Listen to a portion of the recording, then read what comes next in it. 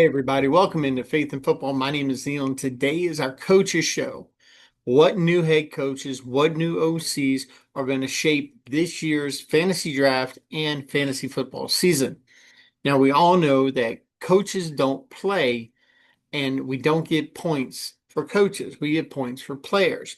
However, coaches do play a major role in how many points and what position he puts his players in to succeed.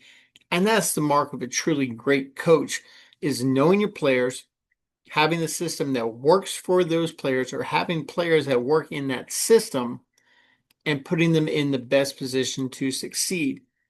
Now, as you all know, as by the title, and if you've followed me for any length of time, you know that it is faith and football. So we're putting faith first.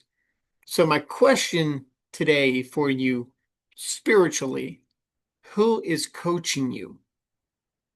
Now, it could be a pastor, it could be a friend in the church, it could be Facebook, it could be Twitter, it could be Instagram.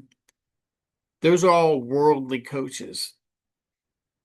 Those social media outlets that so many people put so much stock in, and too many people today take their advice, take their coaching from social media. So I've been playing sports, or I played sports for the majority of my younger years, even into my 20s and 30s. I played slow pitch softball with the restaurant that I worked for. Um, you know, Shot pool, bowling, things like that as I got older. But when I was younger, I played baseball, basketball, and football. And I was blessed to have a variety of coaches that knew my ability and put me in the position to succeed. Um, one coach in particular, I'll give him a shout out. Keith Hicks was my basketball coach through my high school years. I had him for quite some time, and Keith knew what I was. He knew, and he even said this when we had an awards banquet because we had won a title. We won championship, I believe, 2 years in a row, if I'm not mistaken. We were the Running Rebels. And if you can't figure out by the name of the team, I grew up in the late 80s and early 90s when the University of Nevada, Las Vegas Running Rebels and Larry Johnson, also known as Grandmama, were very big. Tracy Ogden, all those guys who played for the Running Rebels. Jerry Tarktavian, if you guys are basketball fans, know about him biting the towel, and that was like his trademark.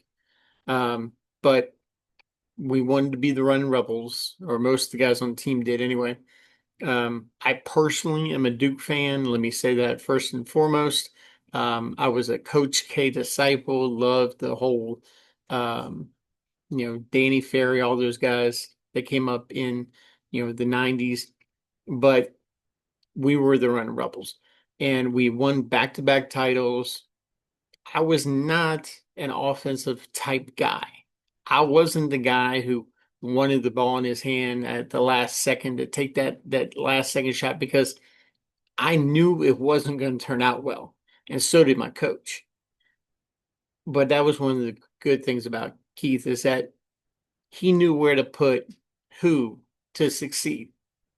So when good coaches coach well and they can coach guys who are not that great into greatness, guys who are bad into being good. So I want to show you a couple of examples in the Bible where Jesus either gives a story or is an example himself of a good coach and different styles that they take. One is the story of the prodigal son. We find that in Luke, and you guys know I already told you all about these, but Luke 15:20. we find the story of the prodigal son. And uh, verse 20 is where we find that the son returns home to the father. Now, growing up, I always considered myself the prodigal son. And as I got older, um, I kind of looked a little deeper into the story and found that there was something that I didn't really see before. And it was the fact that the father saw the son a ways off, um, and he ran to him.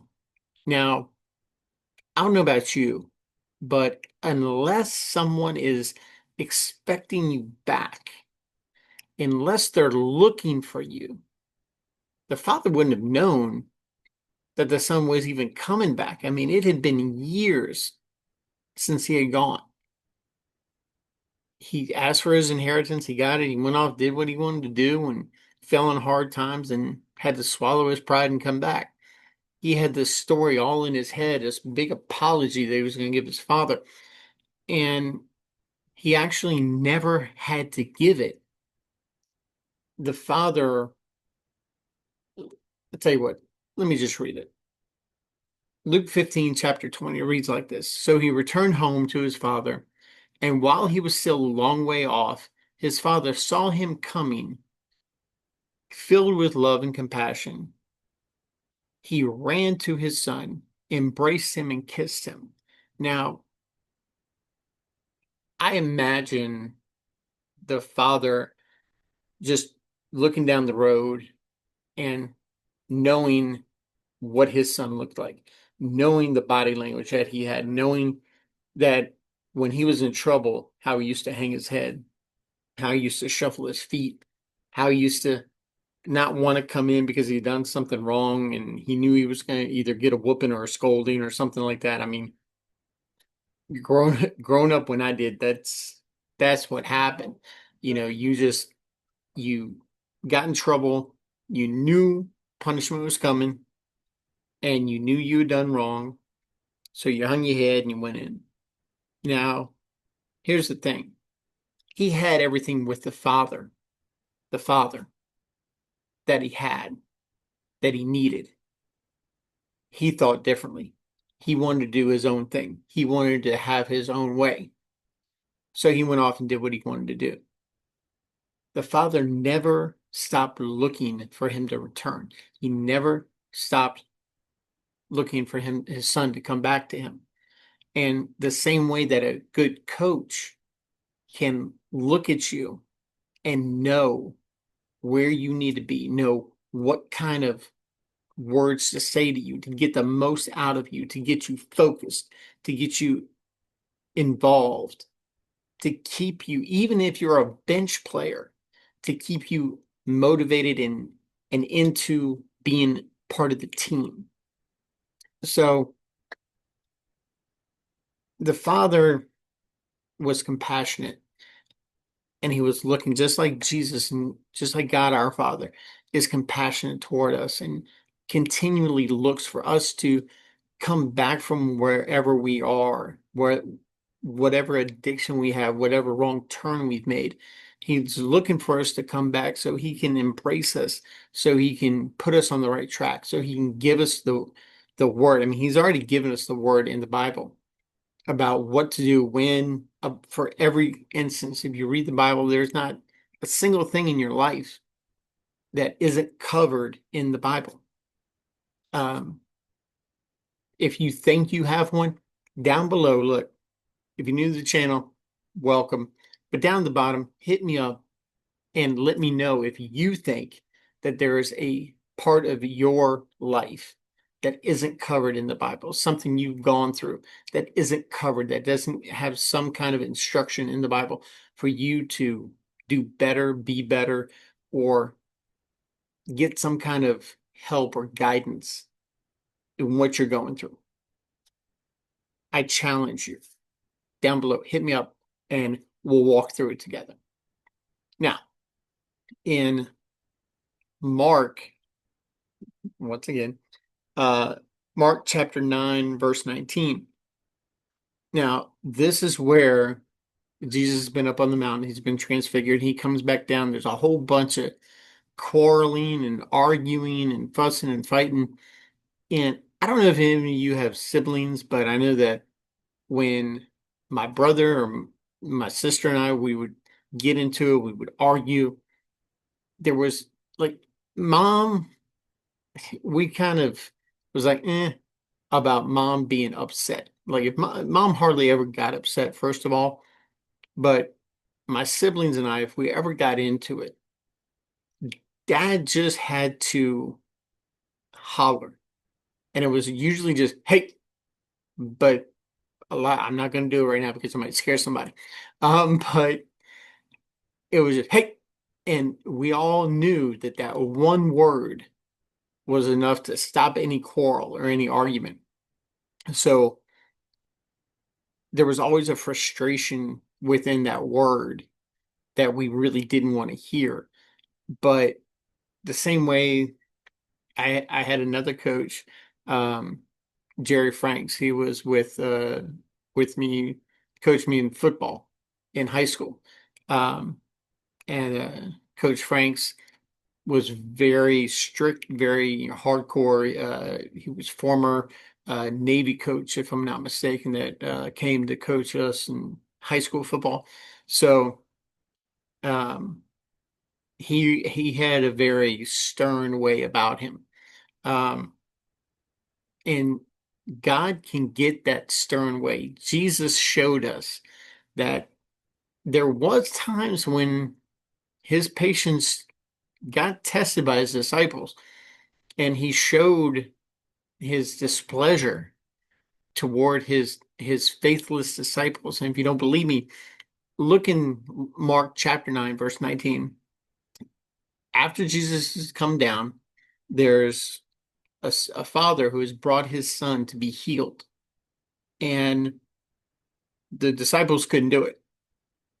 And he tells them, hey, look, I brought my boy to your guys, to your boys, to your understudies, to your disciples, your students, and they couldn't remove this evil spirit, this demon from possessing my son.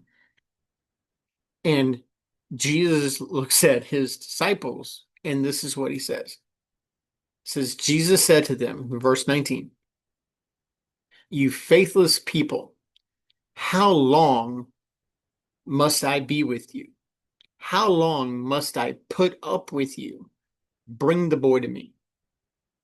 Now, I imagine that there's some kind of attitude behind that. Like, I can just see Jesus like, seriously? Seriously, y'all, how long do I have to put up with y'all? Bring him here. Bring the boy here. Now, here's the thing, is that within this, Jesus is frustrated and still compassionate. And you might look at this and go, where's the compassion? Because he called him the boy. Like, I don't know about y'all, whenever I get frustrated, whenever I get upset, people turn into objects. You better get it out, get it out of here, get it out of here.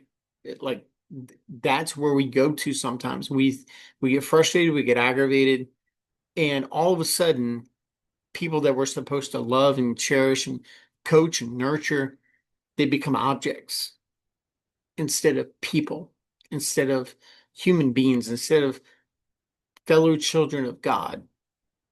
And we forget that. Jesus didn't. Even he shows that even though he was frustrated with the fact that the disciples couldn't do what they should have been able to do because they didn't have enough faith, he was still compassionate to the person that needed him the most in that moment. He was like a good coach. Like, guy fumbles. Now, you're upset at him fumbling, but you also don't want to squash his confidence. So you might not talk to him as roughly. You might encourage him. Somebody missed a shot in basketball, that normally makes it. or that doesn't normally make it, and they went out on a limb and they took the shot that they normally don't take, and you don't want to squash that confidence. That's Jesus right here. Yes, he's frustrated, but he still has compassion on the boy that was brought to him for healing. And later on in the scripture, we see that Jesus explained to his disciples privately, after they asked him privately why they couldn't heal him, and he told them that it was because these types of demons take faith, take fasting and prayer, and they hadn't done that. So even though he was frustrated, he voiced his frustration. He still had compassion and he still gave guidance. So the same way that coaches, like my old coach, Keith Hicks, along with Keith Rawlings and Archie Gorman. So if any of y'all are watching this, or Travis Gorman, who is his son, AT, what's happening? He and I grew up together, and he was on the team. But any of y'all are watching this, hi, and I haven't forgotten you guys. So uh, y'all meant a lot to me growing up and coaching me the way you did. So I appreciate you guys. That's how important good coaching is. And we're going to review some of that in the new coaching that is going on and some of the coaching changes that have gone on in the NFL this year. But right now, you guys know I'm a little emotional when I get nostalgic. So we're going to take a second, take a sip. You guys know what time it is. It's Zia time. And as promised, I have a special promotion, if you will, for my viewership. If you are subscribed to the channel down below, make sure that you're subscribed. Click that subscription button, click the like, um, share with those who are in the area. Because if you are in the Lafayette, Louisiana area and you go by 235 Johnson's or Ducey Road off of Johnson Street behind the Grand Theater, you will find Zia Rotisserie Bar and Grill. Now, they are in the middle of a renovation, so they might look like they're closed, but they're really open. Trust me, you can still get in the door. You just got to go on the side. The front is kind of all fenced off because they're expanding.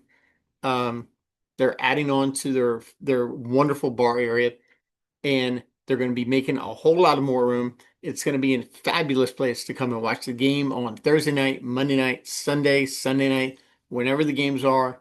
You want to be down there.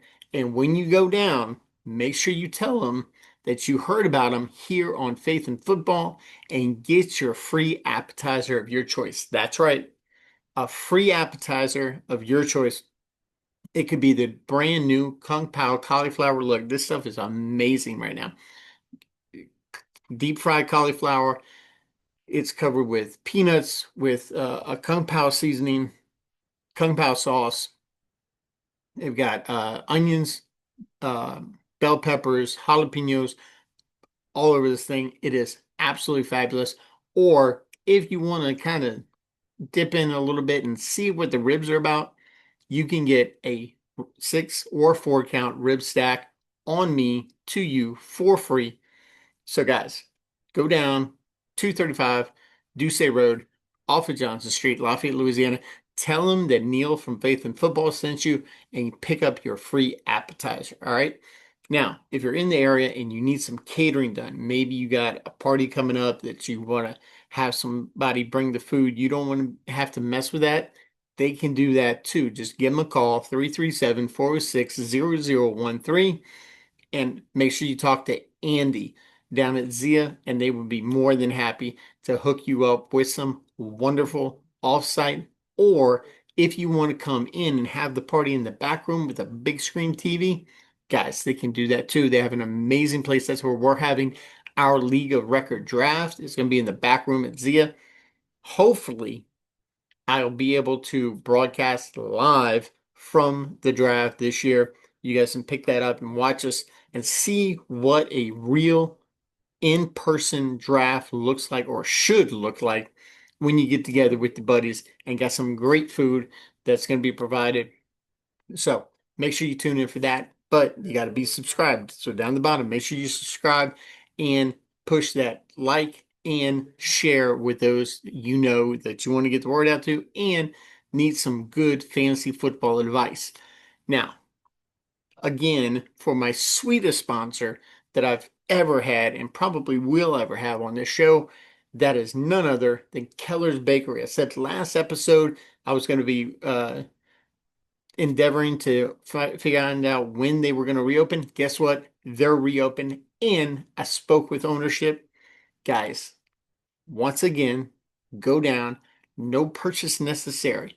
Get you 2 free cookies on me from me to you for free. All you got to do is say that you are subscribed to Faith and Football, and they will give you 2 free cookies. And guys, the cookies are amazing. Even with the dentures, I will still chomp down on some chocolate chip cookies. They're fabulous. So if you need a birthday cake, you just want to go down and get some sweets, make sure you go down to 627 Lafayette Street in Youngsville, Louisiana, and see Keller's Bakery. If Dusty's there, tell him Neil says hi, and I can't wait to see what he brings to this year's draft for us for our League of Record draft. So make sure you go down there and check them out. Oh, and guess what? Not only can you get 2 free cookies, but if you're in the mood for a king cake and it's not king cake season, they got you covered because they do king cakes year round. So make sure you holler at them if you need a king, or you don't really need a king cake, but you want a king cake. Trust me on this one. Has fabulous king cakes. So make sure you go down there, check them out, and you can go to them on Facebook and find them at Keller's Bakery, Youngsville. Okay, check them out. Tell them Neil said hi, and he sent you from Faith and Football. Pick up 2 free cookies, and let me know what you get down at the bottom. All right. So you got the Faith covered. We got uh, the promos covered. Let's get into the coaching changes this year. Now we're gonna hit the AFC first. I might go through this a little quicker on some of these guys because some of these guys you all already know, some of them you don't. But um, I've endeavored to get as much information as I can on these guys. So let's uh, let's check this out. Now, all of this information is coming from draftsharks.com. So if you guys are wanting to dive in and see exactly what's going on with these guys, get down to draftsharks.com and you can find out a little more in depth about all these guys. First off, we're looking at the new OC in Cleveland. He is a former tight end coach and pass game specialist. Uh, Now, Kevin Stefanski is still calling plays, but the new OC is Tommy Rees. He's with Cleveland, new OC. Now, why is this significant?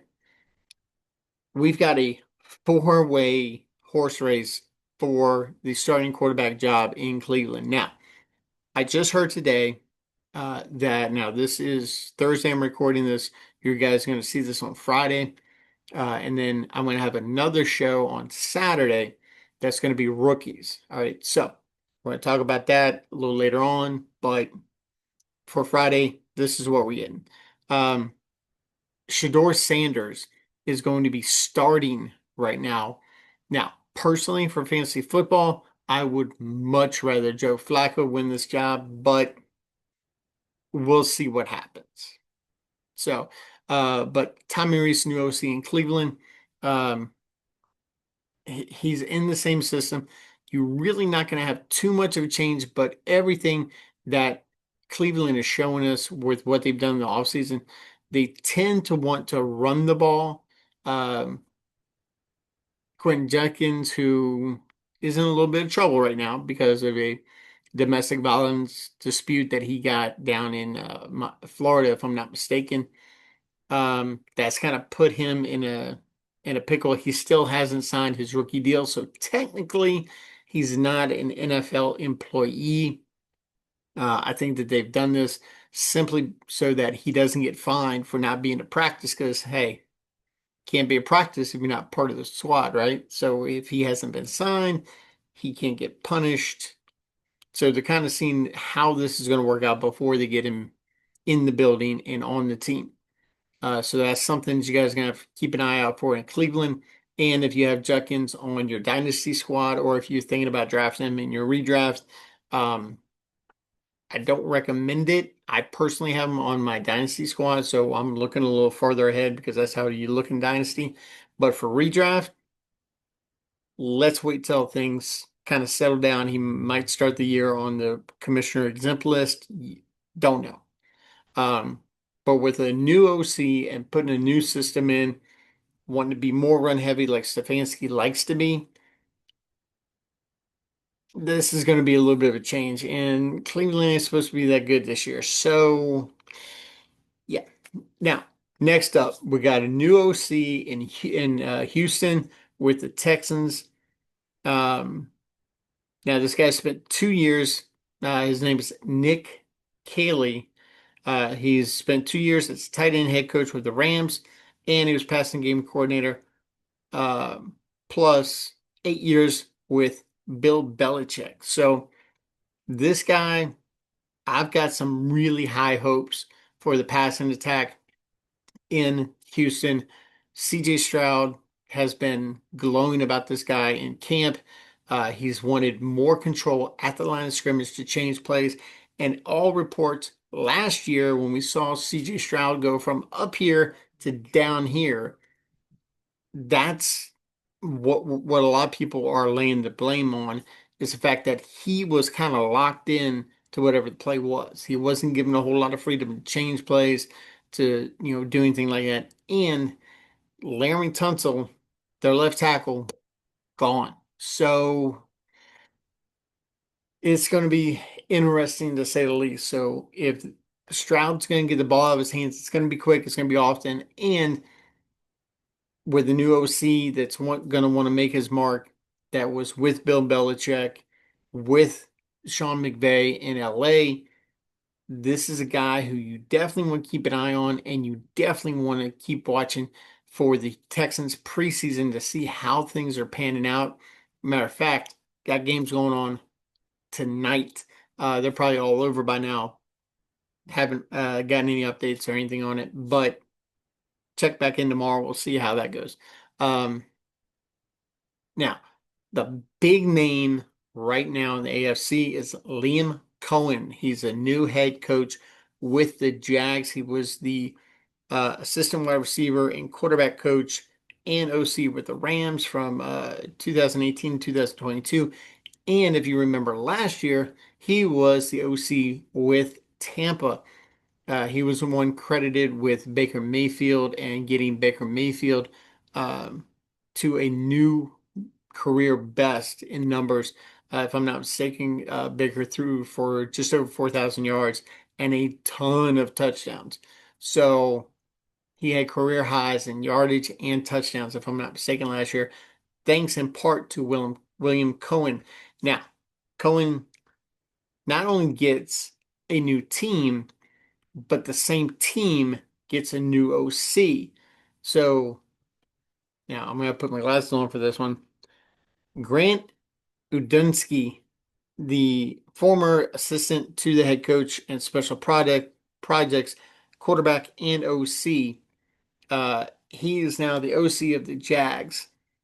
So with him and Cohen, who has been a quarterback whisperer, hopefully they can get Trevor Lawrence back to, well, get him to where he was drafted to be, because this guy was supposed to be the franchise future for the Jags when he got drafted. You guys remember when he came out of Clemson, fresh off of a national title win? This guy was supposed to be the savior of the Jags. He was supposed to be, the great Prince of Jacksonville. So when he came in and he hasn't been that yet, guys, hopefully we're looking for Liam Cohen to do what he did in Tampa with Trevor Lawrence. Now, I don't doubt Trevor Lawrence having the skills, having, pardon me, having the talent to do and be what he was drafted to be, especially with Brian Thomas Jr. and Travis Hunter on the team. So, with that being said, I'm really high on Travis Hunter. Everything that I've heard coming out of camp, defense and offense. Now, the only drawback is how much defense is he actually going to play? Because if you remember coming out of the draft, he wanted to go to a team that was going to allow him to play both ways. Now, that's unheard of in today's NFL. Back in the day when, you know, guys were about my size playing football, um, they did that. You know, you had quarterbacks that were safeties, you had wide receivers that were cornerbacks, you had running backs that were, linebackers, things like that. But nowadays, just don't happen. So how much he actually plays on defense is going to be something that Adamski and Cohen are going to have to control. Everything that I'm hearing is that this guy is just built different. So I'm anxious to see what Liam Cohen has for Trevor Lawrence.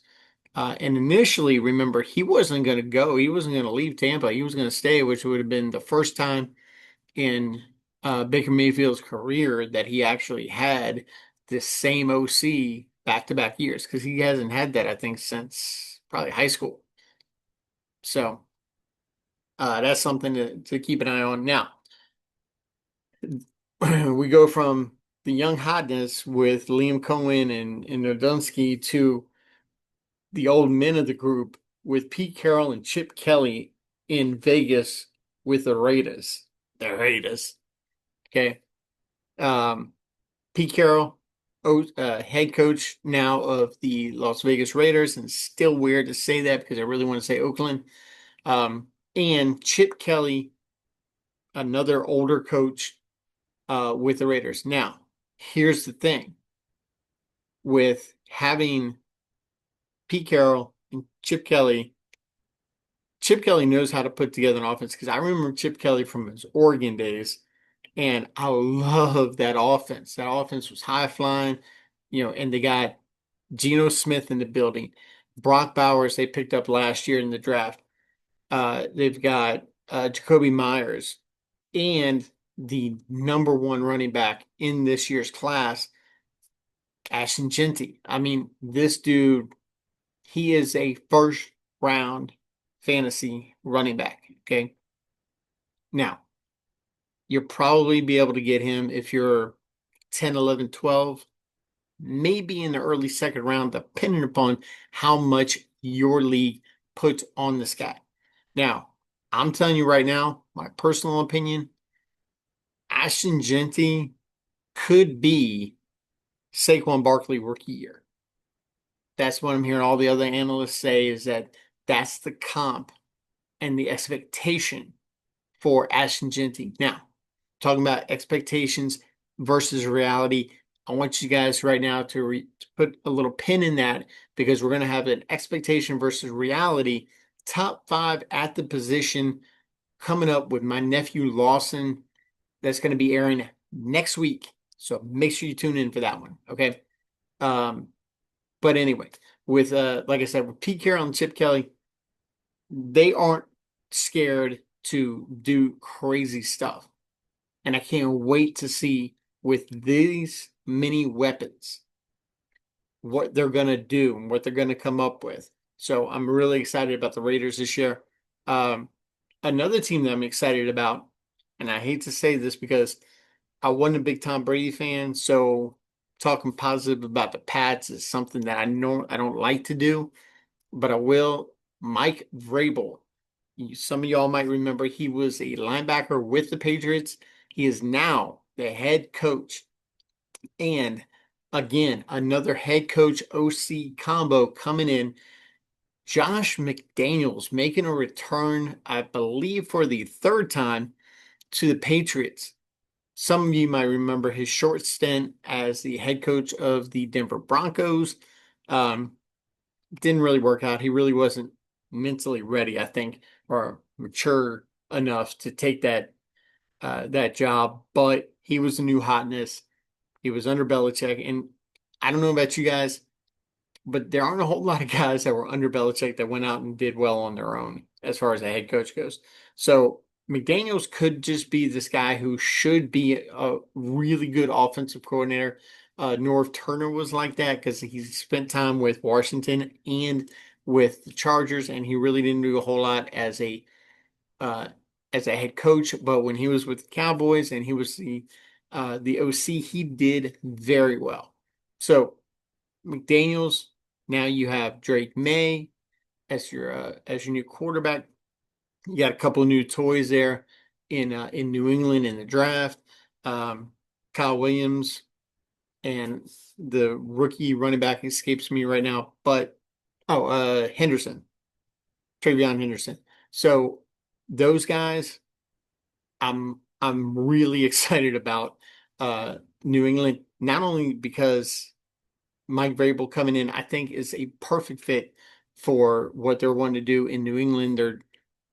I believe this is an outstanding move by ownership to bring him in, somebody who understood what the Patriot way was and bring that into a new era. And Josh McDaniels, I mean, he's already been in the building a couple of times, had a outstanding stint as OC before. I don't see anything changing this year either. Next up, we got Aaron Glenn, new head coach of the Jets. Now, this is important simply for the reason that Brees Hall has come out publicly and said, I'm not their guy. Now, as I heard earlier today on another podcast I listened to, this wasn't followed up by, and I need to prove that I can be. Nothing like that was said. Brees is in a contract year. A lot of analysts are saying that they don't see him as a Jet next year. I personally don't think that he's going to be a Jet because they have Braylon Allen, a dynamic runner. Guys, if you don't want to draft Brees Hall, I understand. I get it. I'm there with you. But you got to go out and get Braylon Allen. You can get him in the later rounds. He's not going to cost you anything. And if you think you're taking a chance, it's not that big of a chance. And like I said, it's not going to cost you anything, but definitely go out and pick up Braylon Allen. If you've already done your draft, he might even slip through undrafted. I don't know. But whether it's dynasty, whether it's redraft, get Braylon Allen on your squad, even if you got to stash him, then stash him because this guy is going to go off. Okay. But Aaron Glenn, um, new head coach. Let me see. Here we go. Oh, and this is another one where we have a new head coach and a new OC. Tanner Igstrand, um, Glenn coming from Detroit, brought his Igstrand with him. Um, Igstrand spent 2020 on the Lions. Um, a year before head coach Dan Campbell arrived, and I'm reading this from Draft Sharks.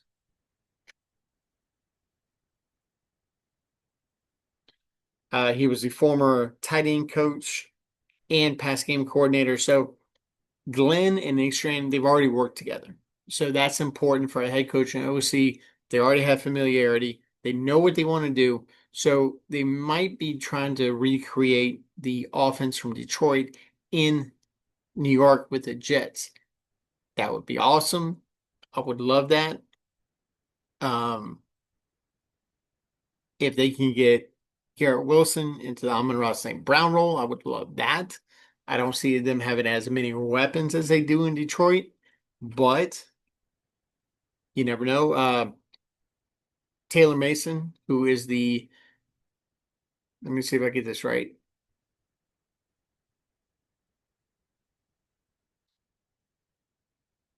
I know he is the nephew or son of former Miami tight end. So The guy has some pedigree to him, but he's dealing with injury right now. And this is, I want to pause real quick. This is the time of year that you're going to hear a whole lot of buzz about all these injuries happening in camp. I'm not too worried right now unless it's a severe injury. Um, the only injury that I've heard about that I'm worried about right now is Matthew Stafford with the Rams, because that is going to affect Puka Nacua, who is a number one wide receiver draft pick for your fantasy league, and Devontae Adams. So make sure that you're keeping an eye on stuff like that. But this tweak the hamstring Justin Jefferson's dealing with right now, pump the brakes unless your draft is like tomorrow. And why you drafting this early, I don't know. But keep an eye on it, keep an ear out, keep an alert on, but don't panic just yet. Wait until further along in preseason and then start being concerned about some of the stuff you're seeing. Now, um, the note here is that the Jets are expected to run quite a bit, so they're probably not going to want to put a whole lot on Justin Fields' plate. Uh, Coming in, they're going to try to want to build confidence with him. So, um, Aaron Glenn, Taylor Extrand, that wraps up our AFC new head coaches and new OCs that are coming in this year. Now, that makes four new head coaches and six new offensive coordinators in the AFC. In the NFC, we've got three new head coaching changes and count them, eight new OC changes. And we'll start off now. I was going to start off with the Bears, but let's go ahead and get the ugly ones out of the way. And the ugliest ones that I can think of is, of course, the Dallas Cowboys. So the Dallas Cowboys have a new head coach and a new OC, Brian Schottenheimer. Now, some of you may be sitting out there going, Schottenheimer. I've heard that name before, but I can't really place it.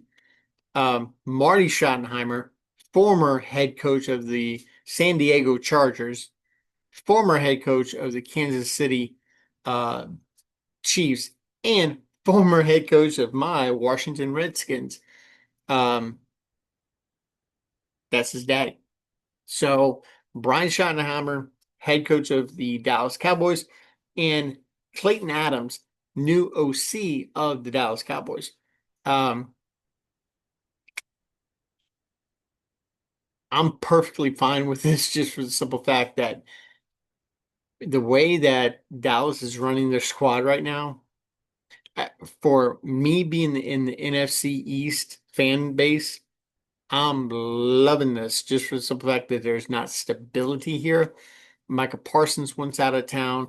They just brought in George Pickens, which I love, by the way, and I can't, it hurts me to say that, but George Pickens, I do believe is going to have a very, very good year as long as Dak Prescott stays healthy. So we'll see what happens there. And then, of course, CeeDee Lamb is CeeDee Lamb. I mean, he's going to get his, and he's going to be the number one. He's the alpha on the team anyway. But Brian Schottenheimer coming in, if he's anything like Daddy, he's going to want to run the ball, and they really don't have a run game. They just don't. They broke down Javonte Williams. Jaden Blue, I like him on a little less of a level, like I liked Rico Dowdle last year. I was really high on Rico last year. I haven't heard or seen a whole lot of Blue, but I would love for him to be something, just so I can say that's my boy Blue. So wait and see on that one. Now, with the next one up, we have probably the biggest name in the NFC and in the entire NFL right now has been Ben Johnson from Detroit Lions fame as their OC, now coming to be the head coach of the Chicago Bears. Now, not only do they get a new head coach, but they also get a new OC in Deacon Doyle. He's a former Broncos tight end coach, former Saints offensive coordinator from 2019 to 2022. So I do caution everyone though that don't just take the success that Ben Johnson had with the Lions and just copy and paste that to the uh the Chicago Bears, because he was dealing with a veteran quarterback in Jared Goff. Then he now gets a second year Caleb Williams, who from all reports is not doing that well in camp. So if your second year quarterback is trash and you guys screwed up and you should have taken Jaden Daniels, which I'm not hating. I thank you from the bottom of my heart, Chicago, for not being smart enough to take Jaden Daniels and letting him fall to Washington at 2. I love that, but should have taken Jaden Daniels. Just saying. Um, so with that going pardon me, with that going on, um, I don't believe a lot of people just want to copy and paste the success that Ben Johnson had in Detroit and have that with what they're doing or what they're going to be doing in Chicago. Um, let's see.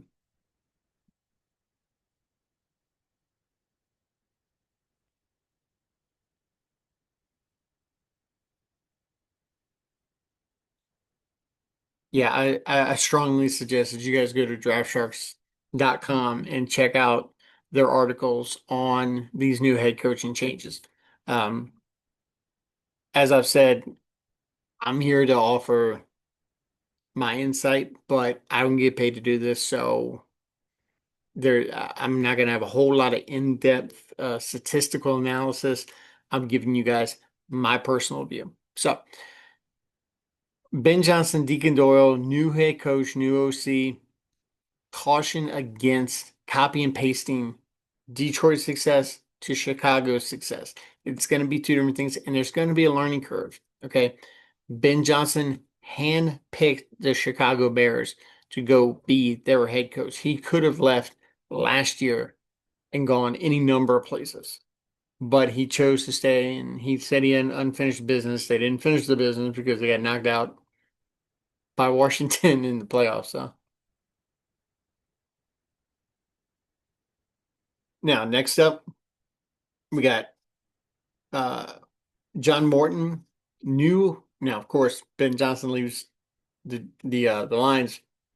They need a new OC. That's going to be John Morton. Um, and Morton was in house. He was with the Lions to begin with.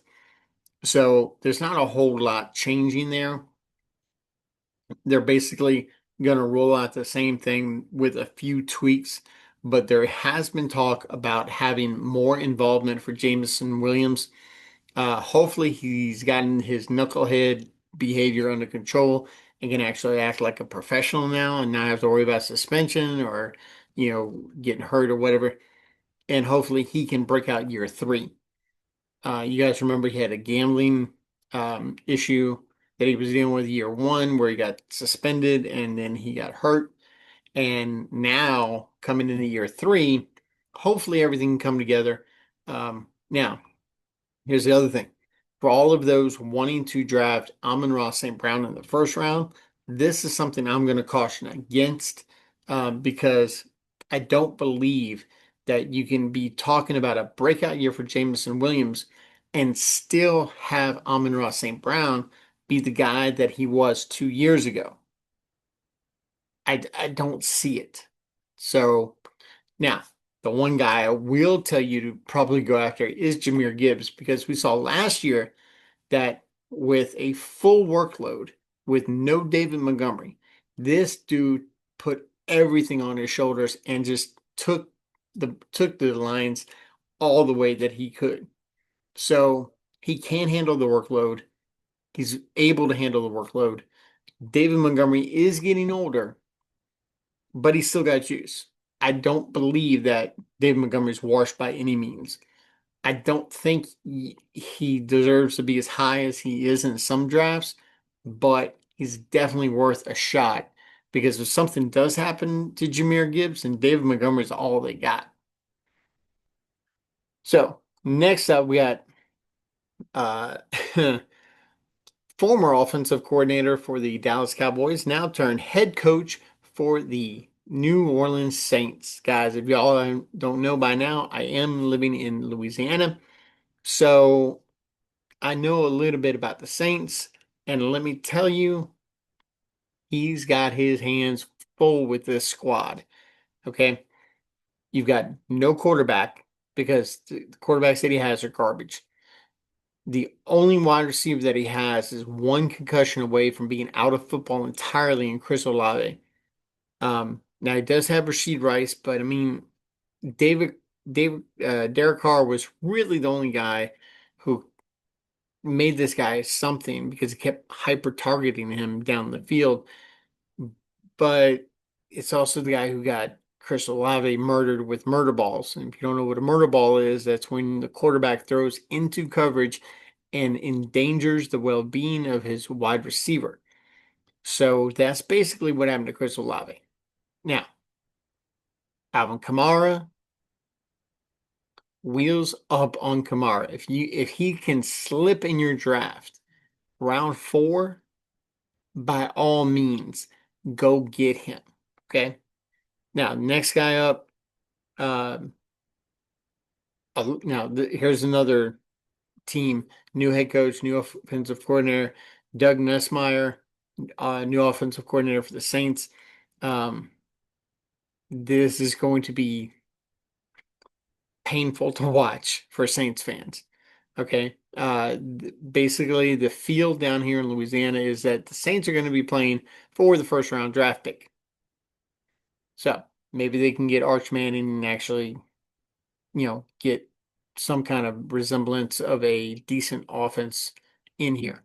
Next up, we've got all OCs from the Eagles, the Seahawks, the Niners, and the Bucks. So the Eagles get new offensive coordinator Kevin Patullo. The Seahawks get Clint Kubiak. Now you may remember Gary Kubiak as his son, who was the former Broncos quarterback back in the day. Um, Now, Clint Kubiak's system love to run the ball. Here's the thing. They also have a running back in Ken Walker that I'm not sold on Ken Walker, guys. I'm just not. I'm not saying he can't be a great running back. I'm not saying that he's not a great running back, but the amount of injuries that this guy can sustain throughout a season, I mean, he might play 12 games, maybe 14. And that's not what you want for somebody you have to draft as high as you do. There's better options around him. Okay. Um, Now, the other Kubiak is the new OC, Clay Kubiak, for the San Francisco 49ers. Now, here's what I love about the 49ers. It's not just that they have CMC, they got George Kittle, they just paid Brock Purdy, say that 5 times fast. Um, it's the fact that they had one of the easiest schedules in the league. Last year, they had one of the hardest, and they still produced fantasy goodness for us, for our fantasy teams. So, Clay Kubiak with Kyle Shanahan. Look, the Shanahan system, the Kubiak system, I don't see a world where George Kittle isn't one of the top. He might even surpass Brock Bowers. I don't know. Um, a lot of people are saying that Trey McBride will be the number 1 tight end.